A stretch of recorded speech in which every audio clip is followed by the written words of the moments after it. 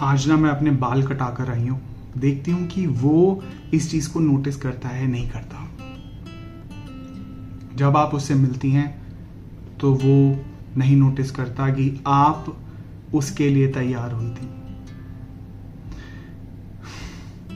वो कोई रिप्लाई नहीं देता।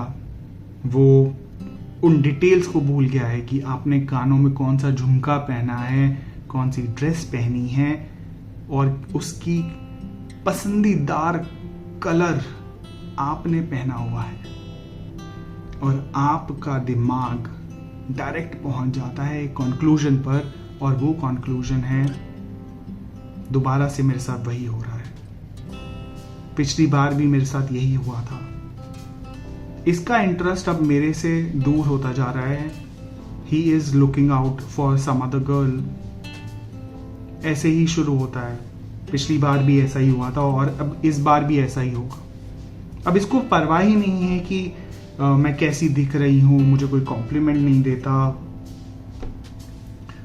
क्या आप सही में उनको देख रही हैं, उनको जज कर रही हैं, या फिर आप अपने पास्ट के लेंस से इस सिचुएशन को देख रही हैं?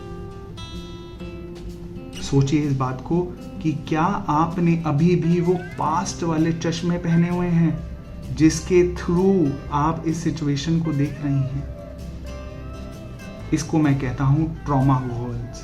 ट्रॉमा गॉगल्स, जी हाँ। जब आप पास्ट में हर्ट हुए होते हैं तब आप अपनी नई रिलेशनशिप के अंदर भी कदम फूक फूक कर ही रखते हैं, और जो कि बिल्कुल सही है।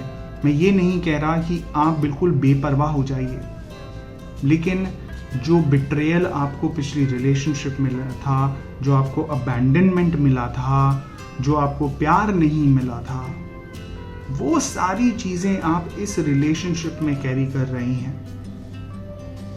आप ये नहीं समझ पा रहे कि आपका जो अतीत है वो आपके प्रेजेंट को खराब कर रहा है। आप रेड फ्लैग्स नहीं नोटिस कर रही हैं, आप नोटिस कर रही हैं पास्ट में हुए सिचुएशंस प्रेजेंट में भी वही चीजें रिपीट हो रही हैं मेरे साथ, ये नोटिस कर रही हैं। क्या मालूम वो जेन्युइनली नोटिस नहीं कर पाया, वो बिजी है कहीं पर।